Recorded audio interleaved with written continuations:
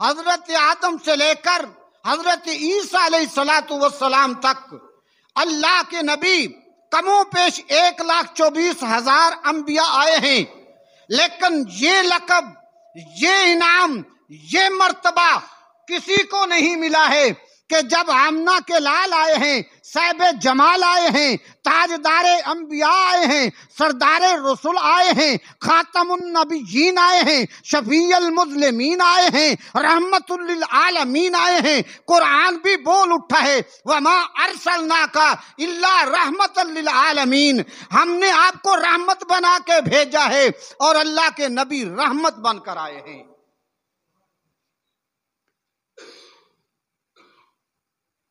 تو حضور صلی اللہ تعالی وسلم نے نہ بد دعا کی، نہ مکے والے ہلاک ہوئے۔ اللہ رب العزت نے ایک مکے والوں کو پھر چانس دیا، موقع دیا۔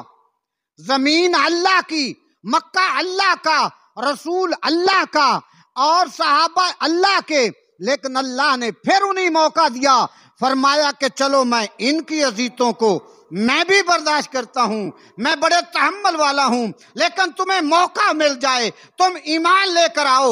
میرے نبی نے صبر کیا، اللہ نے صبر کیا، مشرکین کو موقع دیا ہے کہ اللہ نے اپنے مکہ سے اپنے نبی کو ہجرت کروا رہا ہے، مشرکین مکہ کو ہلاک نہیں کر رہا۔ تو اس مہینے سفر کے مہینے میں 27 سفر کی تاریخ تھی، اس مہینے کے آخری ایام تھے، آخری دن تھے، جیسا کہ اب یہ مہینہ جا رہا ہے، غالباً آج 23 یا 24 ہے، تو اس کے آخری دن، جیسے چاند کی آخری تاریخیں ہوتی ہیں، رات اندھیری ہوتی ہے، اس لیے مشرکین کا یہ پلاننگ بھی تھا کہ لِیُثْبِتُوکَ، سورہ انفال میں جس طرح فرمایا کہ ان کو کسی مکان میں بند کر دیا جائے، او یقتلوک، یا قتل کر دیا جائے، او یخرجوک، یا ان کو یہاں سے نکال دیا جائے۔ اندھیری رات ہے، اونچے اونچے پہاڑ ہیں، درندے پرندے اس کو اٹھا لے جائیں گے۔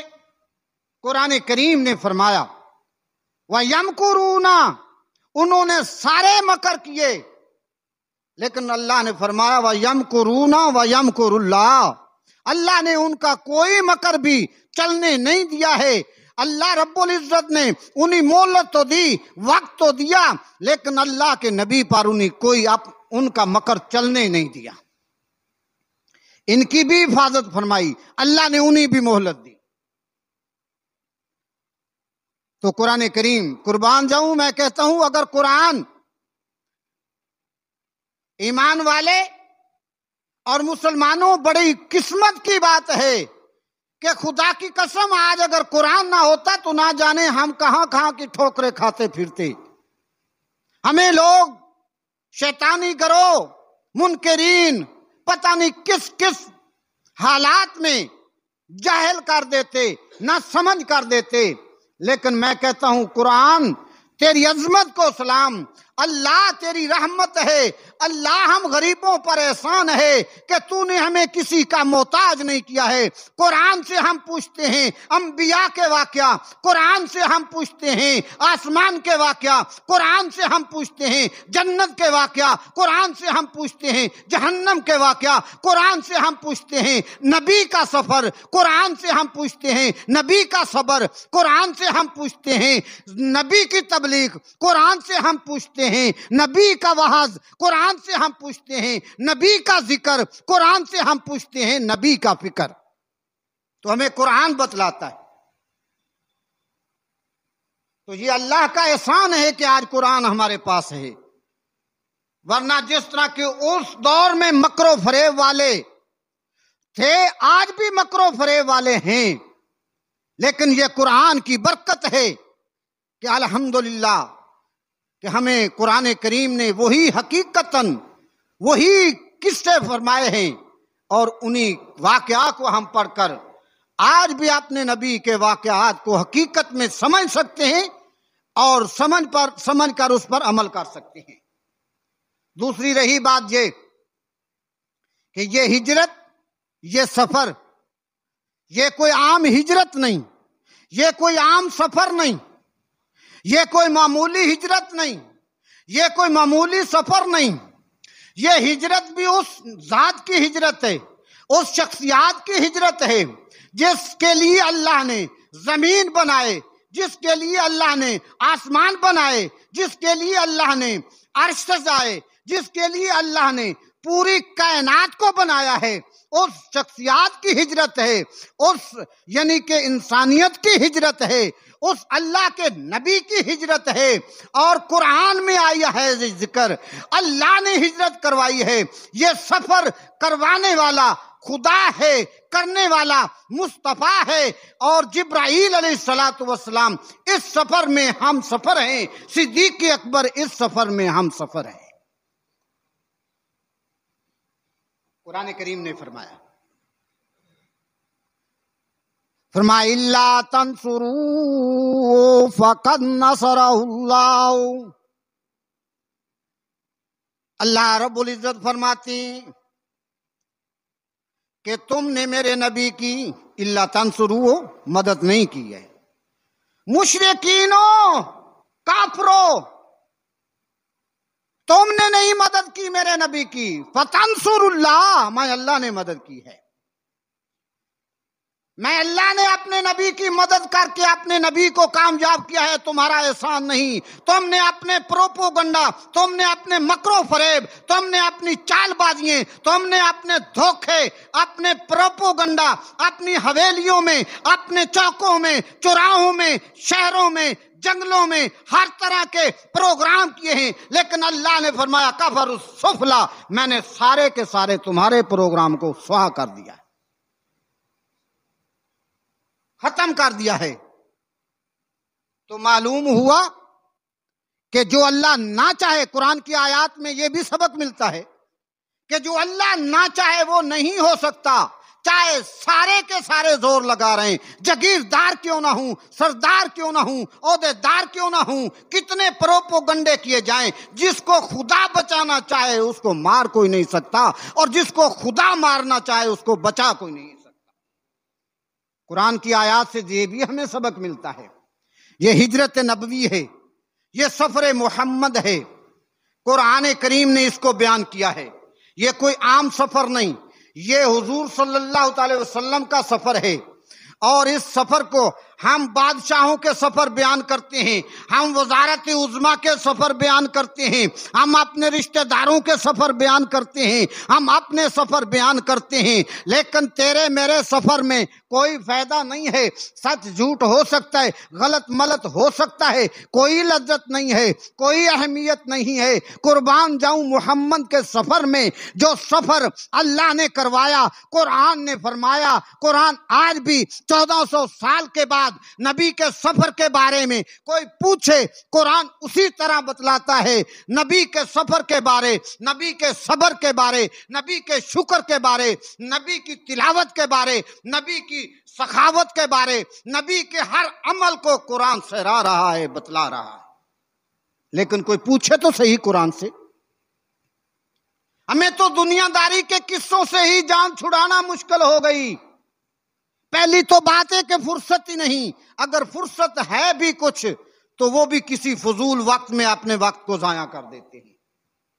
ایک واحد کتاب ہے قرآن کہ جس کو وقت دو، قرآن تمہیں وہ راستے بتلائے، قرآن تمہیں وہ حق بتلائے، قرآن تمہیں وہ مقام اور منزلیں بتائے کہ جس پر عمل کر کے تم یہاں بھی دنیا میں کامیاب ہو، آخرت میں بھی کامیاب ہو. اِلَّا تَنْصُرُوهُ فَقَدْ نَصَرَهُ اللَّهُ. اللہ نے فرمایا تم نے مدد نہیں کی، ہم نے اپنے نبی کی مدد کی. اِذْ أَخْرَجَهُ الَّذِينَ كَفَرُوا، جب مشرکین نے، کافرین نے تیرے ساتھ پروپوگنڈا کیا قتل کرنے کا. یہ سورہ توبہ ہے اور 10واں سپارہ ہے. اِذْ أَخْرَجَهُ الَّذِينَ كَفَرُوا، تو حضور پاک صلی اللہ علیہ وسلم جب نکلے نا کافروں کے اس پروپیگنڈا سے اپنے گھر سے، تو سیدھے غار ثور میں نے غار ثور تک تو ویسے بھی پچھلے 2 جمعوں سے عرض کر چکا ہوں نا۔ حضور غار ثور میں پہنچے، ادھر مشرکین کے وہ نوجوان حضور کے گھر کے آس پاس اپنی تلواروں کو لیے ہوئے کھڑے ہیں کہ باہر نکلیں تو ہم نعوذ باللہ اس کو قتل کر دیں، لیکن رب العالمین نے فرمایا ایسا نہیں ہے، نکلنا تمہارا کام ہے اور منزل طے کروانا میں رب کا کام ہے۔ اے میرے نبی، میں نے تجھے ابھی باقی رکھنا ہے، ابھی تو اسلام چلے گا، قرآن کا نظام چلے گا، مدینے میں یہ شمع رسالت کے پروانے ہوں گے، مکہ بھی روشن ہوگا، مدینہ بھی روشن ہوگا۔ حضور پاک غار ثور میں پہنچے، ادھر فجر ہو گئی، مشرکین کے وہ نوجوان دیکھتے ہیں کہ اٹھا نہیں، باہر نکلا نہیں، اندر گئے۔ حضرت علی رضی اللہ تعالیٰ عنہ آپ کے بستر اقدر پر آرام فرما رہے ہیں، چادر اٹھائی، حضرت علی مرتضی شیر خدا سوئے ہوئے بیدار ہوئے، پوچھتے ہیں علی تمہارا نبی کہاں ہے؟ حضرت علی نے فرمایا اللہ ہی جانے، یہ راز ہیں اللہ کے یا رسول اللہ کے۔ وہ کچھ گھور مگور شروع ہوئی، آنے گھورنے لگے، ابو جہل دھمکیاں لگانے لگا، بتا دو تو بہتر ہے ورنہ تیری جان کی بھی حفاظت نہیں ہو سکے گی۔ حضرت علی فرماتی ہیں ایسا کوئی معاملہ نہیں، اللہ کے حوالے ہے سب کچھ، لیکن میں نہیں بتا سکتا، مجھے اتنا حکم ہے کہ اللہ کا نبی امانتیں دے کر مجھے مکے والوں کی اللہ کے حکم سے ہجرت کر گئے، اب کہاں ہیں ہمیں کوئی پتہ نہیں۔ ابو جہل اور اس کے پکھنڈ بازیوں نے، سب گروہ نے دیکھا کہ پھر کہاں نکل کر گیا ہوگا، ادھر ادھر دوڑنے لگے۔ اور مشرکین ویسے بھی ایمان والوں کے اکثر تماشے گیر بنے رہتے تھے، کسی ایمان والے کو کسی چوک میں لٹا کر مار رہے ہیں، کسی کو کسی بازار میں۔ اب یہ بھی بات عام ہو گئی کہ اللہ کا نبی یہاں سے نکل گیا، تلاش کرو کہاں گیا۔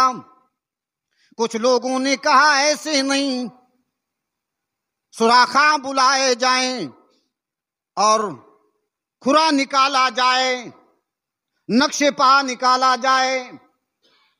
سوراخاں بلائے گئے، حضور رحمت عالم صلی اللہ تعالی علیہ وآلہ وسلم کے نقش پا پر کھوجی ٹورے گئے، سوراخاں ٹورے گئے۔ اللہ نے یہ بھی راز بتلا دیا، یہ بھی دکھا دیا کہ مکے سے نکلا ہے، غار ثور تک نقش پا گیا، غار کے سامنے تک۔ اب اس سے آگے سمجھ نہیں آ رہی کہاں گیا۔ اللہ تیری قدرتوں پر بھی قربان جاؤں کہ اگر تو چاہتا تو نقش پا یہ نکال ہی نہیں سکتے تھے، کھوجی آ ہی نہیں سکتے تھے، لیکن اللہ نے فرمایا تجھے دکھا دکھا کر اپنی قدرتوں کی یعنی تمام نشانیاں دکھلاؤں کہ بھلا دیکھو تم کیسے میرے نبی کو اذیت پہنچا سکتے ہو۔ سوراخاں نے کھرا نکالا، غار ثور پر پہنچے، وہاں پہنچ کر اس سے آگے کوئی نقش پا نہیں جا رہا ہے، گئے بھی نہیں، حضور ہیں بھی غار میں، جہاں تک گئے وہاں تک نقش پہنچا، وہاں تک کھرا پہنچا، اب اس سے آگے گم ہیں۔ ادھر ادھر دیکھنے لگے کہ یہ جبل ثور کے ارد گرد دیکھو، یہاں ہی نقش پا آتا ہے، یہاں ہی سوراخاں بتاتے ہیں جبل سور کے ارد گرد دیکھا تو ایک غار ہے، غار تک نقشے پایا، سب سامنے کھڑے ہیں، کہتے ہیں اس غار میں دیکھو، اللہ رب العزت نے فرمایا میرے نبی غار میں تم سو جاؤ، غار میں تم چلے جاؤ، حفاظت کرنا میرا کام ہے۔ حضور اور صدیق اکبر رضی اللہ تعالی عنہ غار میں آرام فرما رہے ہیں، بیٹھے ہوئے ہیں، ادھر مشرکین کا ٹولہ سامنے آ گیا۔ حضرت صدیق اکبر فرماتے ہیں اللہ کے نبی یہ تو بالکل سامنے آ رہے ہیں، ہم جو اسے دیکھ رہے ہیں یہ بھی شاید دیکھ لیں گے، لیکن میرے نبی نے فرمایا ایسا نہیں۔ اذ یقول لصاحبہ، قرآن تیری عظمتوں کو سلام، کلام تو صدیق نے کیا ہے لیکن تو آج ہمیں بتلا رہا ہے صدیق اکبر نے کیا فرمایا۔ قرآن کہتا ہے اذ یقول لصاحبہ، اللہ کے نبی نے فرمایا صدیق اکبر ایسا نہیں، لا تحزن، غم نہ کر، ان اللہ معنا، رب العالمین ہمارے ساتھ ہیں۔ فرمایا جگیردار نہیں، ذمہ دار نہیں، سرمایہ دار نہیں، عہدے دار نہیں، ان اللہ معنا، ہمارا پروردگار ہمارے ساتھ ہے۔ جن کے ساتھ رب العالمین ہو پھر انہیں کوئی بھی کچھ کہہ نہیں سکتا۔ ان اللہ معنا، اللہ ہمارے ساتھ ہے، اللہ نے ہمیں مدینے تک بھیجنا ہے، یہ کر لیں جو کچھ کرنا ہے۔ حضرت ابو بکر فرماتے ہیں کہ ہم ان کی گفتگو سن رہے ہیں اور ہم انہیں دیکھ رہے ہیں، لیکن وہ ہماری گفتگو بھی نہیں سن رہے، ہمیں دیکھ بھی نہیں رہے۔ اللہ نے کبوتر کو حکم کیا، ہاں ایک مکڑی کو حکم کیا کہ جلدی سے جالا بن دے، یوں معلوم ہو کہ پرانی غار ہے۔ کبوتر کو حکم کیا کہ فوراً آنڈے اس میں اتار دے، دونوں چیزیں۔ ہاں یہ عتبہ بن ولید یہ بڑا چلاک محفل میں اکثر ہی دوسروں سے بڑھ کر بات کرتا، کہتا یار اس غار میں تو دیکھو شاید اس میں نہ ہوں، تو سب کے سب بولنے لگے، کہتے عقل کے مارے، عقل کے اندھے، تجھے عقل نہیں آ رہی؟ اگر اس غار میں ہوتے تو یہ جالا ہوتا، اگر اس غار میں ہوتے تو یہ جالے پر انڈے ہوتے۔ اللہ تیری قدرتوں پر قربان جاؤں، بے عقلوں سے ہی بے عقلے کو بے عقل کہلوا دیا، بے وقوفوں سے ہی بے وقوف کو بے وقوف کہلوا دیا۔ اللہ کے نبی آرام سے فرمایا فانزل اللہ سکینتہ، قرآن کریم فرماتا ہے اللہ نے فرمایا ہم نے ان پر فانزل، نازل کر دی، فانزل السکینۃ علیہم، ہم نے اپنے نبی پر صدیق اکبر پر اپنی رحمت نازل فرما دی، اطمینان نازل فرما دیا۔ فانزل السکینۃ علیہم وَأَيَّدَهُ بِجُنُودٍ لَّمْ تَرَوْهَا، بجنود جانب ہے، جس جانب سے بھی یہ جو کچھ کرنا چاہیں کچھ نہیں کر سکتے۔ آگے قرآن کریم نے فرمایا وَقَلِمَةَ الَّذِينَ كَفَرُوا السُّفْلَىٰ، ہم نے کافروں کی کلمہ، جو کچھ انہوں نے کلامیں کی، جو کچھ انہوں نے پروگرام بنایا، کفروا السُّفْلَىٰ، ہم نے سب کچھ ان کا ختم کر دیا، اور فرمایا وَقَلِمَةُ اللَّهِ الْعُلْيَا، اور جو کچھ میں نے فرمایا وہی کامیاب ہوا، وَاللَّهُ عَزِيزٌ حَكِيمٌ، اللہ زبردست ہے، حکمتوں والا، وہ اپنی تدبیروں میں مصروف ہیں، رب العالمین اپنی تقدیروں سے ان کا مقابلہ فرما رہے ہیں۔ اللہ نے 3 دن تک اپنے نبی کو غار ثور میں رکھا، 3 دن کے بعد پھر نکلے ہیں، یا تو 1 ربیع الاول تھا یا سفر کی آخری تاریخ تھی۔ حضور پاک صلی اللہ تعالی وسلم پھر مدینے کا سفر شروع کیا ہے۔ ادھر مشرکین نے دیکھا نہیں ملا، نقشے پا بھی ناکام ہو کر آئے، کھوجی بھی ناکام ہو کر آ گئے، سب ناکام ہوئے۔ ان کے حویلیوں میں بنائے ہوئے پروگرام کو اللہ نے ناکام کر دیا، ان کے نقشے پا بلائے ہوئے بھی ناکام ہو گئے، سب تلاش کرنے میں ناکام ہو گئے۔ ابو جہل نے ایک اور طریقہ نکالا، بڑا چلاک تھا، کہتا ہے کہ اگر کوئی انہیں ڈھونڈ کر لائے، کوئی انہیں لے کر آئے، میری طرف سے 100 اونٹ انعام لے۔ 100 اونٹ۔ یہ مشرکین کی، کافرین کی شروع سے فطرت ہے کہ ایمان والوں کے سروں کی قیمت رکھتے آ رہے ہیں، ایمان والوں کی سروں کی قیمت رکھتے آئے ہیں، اور اس قیمت کے لالچ میں کافی لالچی اٹھ کھڑے ہوتے ہیں، کافی لالچی ایمان والوں کی اس سر کی قیمت کو حاصل کرنے کے لیے کافی کھڑے ہوتے ہیں۔ جب اعلان ہو گیا نا کہ 100 اونٹ ملے گا انعام میں، تو کافی کھڑے ہو گئے۔ مکے میں ایک آدمی تھا جو بڑا مشہور تھا، جس کا نام سراقہ تھا اور بڑا بہادر تھا۔ اس نے کہا کہ میں ڈھونڈ کر لاتا ہوں۔ ابو جہل نے کہا کوئی بھی لے کر آئے، اگر آپ لے کر آئے تو 100 اونٹ انعام لے۔ وہ تلاش کرتے، اسی رات کو، جس رات کو حضور صلی اللہ علیہ وسلم غار ثور سے نکل کر مدینے کا سفر کیا ہے، یہ اسی رات کو کسی کام سے واپس آ رہا تھا مدینے سے مکے کی طرف۔ اس نے دیکھا تھا کہ 2 شخص جا رہے ہیں، اس کے خیال میں ویسے یہ بات آئی۔ اس نے کہا کہ رات کے سناٹا میں، اندھیری رات میں، میں پوچھ یا پہچان تو نہیں سکا، لیکن وہ جو آدمی جا رہے تھے نا، شاید وہی ہوں۔ اسی مدینے کے راستے پر نکلا۔ حضرت صدیق اکبر ساتھ ہیں۔ یہاں بھی ایک بات ہے نا کہ قرآن کریم نے فرمایا ثانی اثنین، حضرت صدیق اکبر کو اللہ نے نبی کا ثانی فرمایا۔ اس لیے میں کہتا ہوں اگر آج قرآن کی تعلیم نہ ہوتی اور قرآن ہمارے پاس نہ ہوتا تو آج بھی نبی کے اور صدیق کے منکرین ہمیں پتہ نہیں کہاں کہاں کی جہلیت میں پھنسا دیتے۔ یہ تو قرآن فرماتا ہے کفروا ثانی اثنین اذ ہما، کہ اللہ کا نبی تھا، دوسرا ثانی صدیق اکبر تھے۔ قرآن جس کو نبی کا ثانی بتلائے، آج کا شریر اس کو باغی بتلائے، تو اس کے بدبخت کا عقل بھی انہی بے عقلوں جیسا ہے۔ جیسے وہ صدیق اکبر کے دشمن باغی تھے، اسی طرح آج بھی انہی کی نسل سے یہ چلتا آ رہا ہے۔ صدیق کو تو قرآن کریم نے فرمایا ثانی اثنین، نبی کے ساتھ والے صدیق اکبر ہیں۔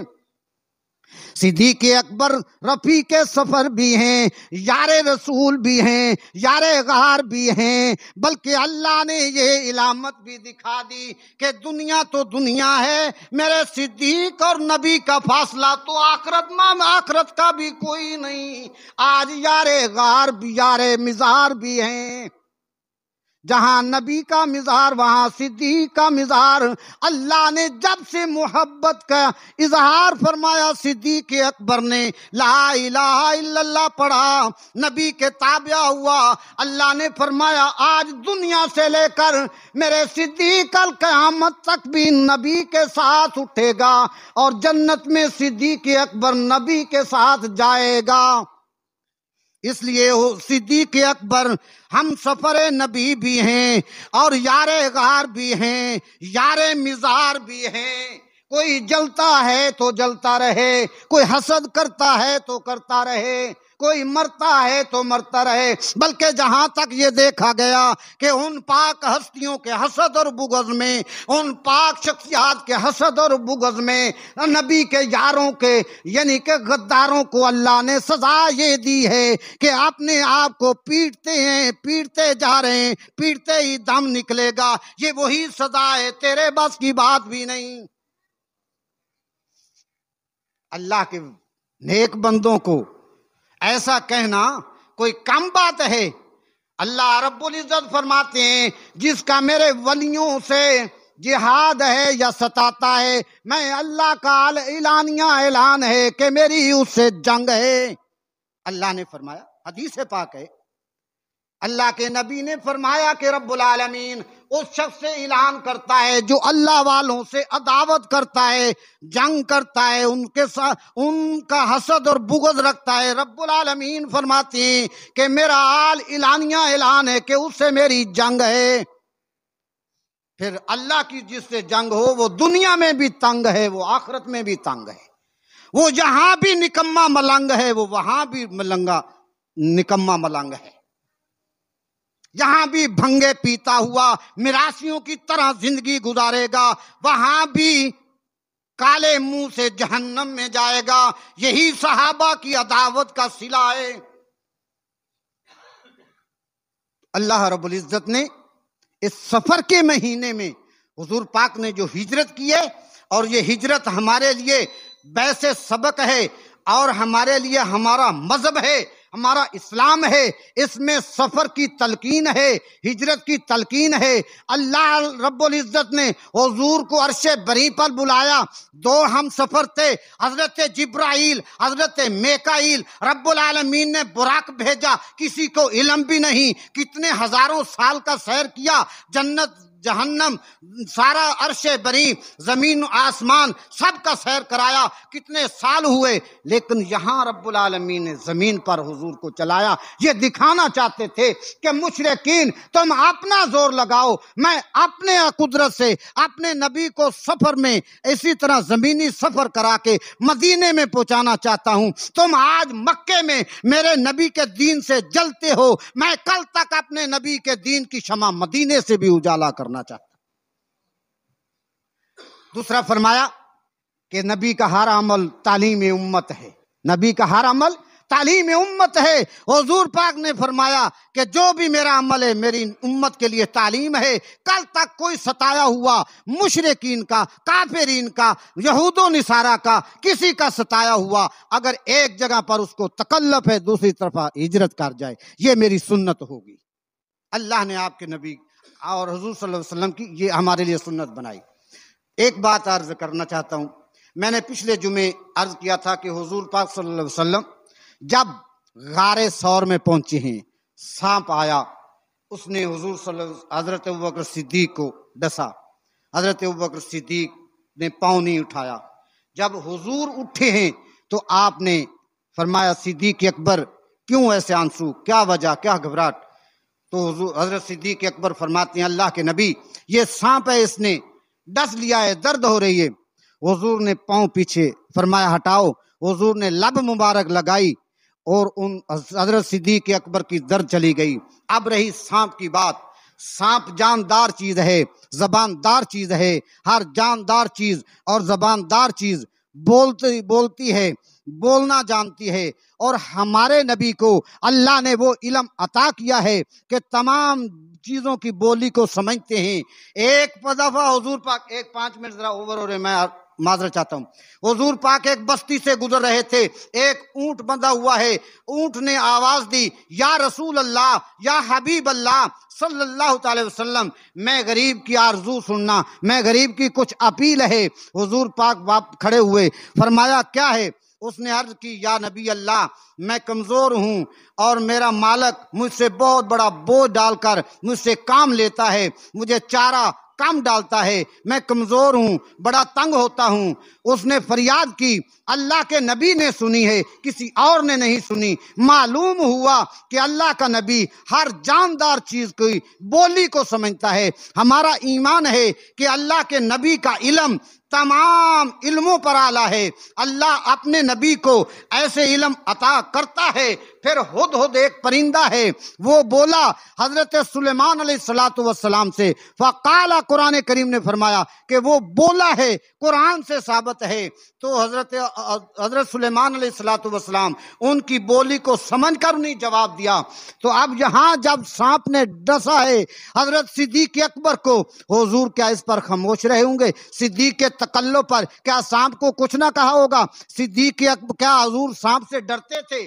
کیا سانپ کی کوئی پرواہ تھی؟ حضور نے ضرور فرمایا ہے کہ اے سانپ تجھے خیال نہ آیا میرے یار کو تو نے ڈس لیا ہے؟ سانپ نے عرض کی اللہ کے نبی مجبور ہو کر ایسا کیا ہے کہ میں بھی اپنے عشق میں مجبور تھا، مجبوری سے ایسا کیا ہے، معذرت چاہتا ہوں۔ تو یہ معذرت بھی ہوئی ہے، اور یہ یعنی حضور پاک صلی اللہ علیہ وسلم نے یعنی کہ ان سے یہ بات بھی کی ہے، اس نے بات بھی کی ہے۔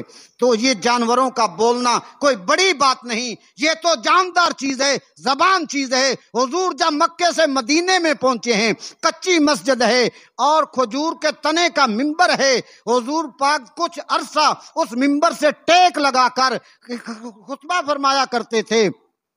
جب دوسرا منبر بنا، حضور پاک اس منبر پر بیٹھ کر جب خطبہ فرمانے لگے، یہ تو لکڑی ہے، بے جان ہے، یہ سوکھا درخت ہے کھجور کا، اس کے رونے کی آواز آنے لگی، یہ رونے لگا۔ حضور نے پوچھا کیا ہے؟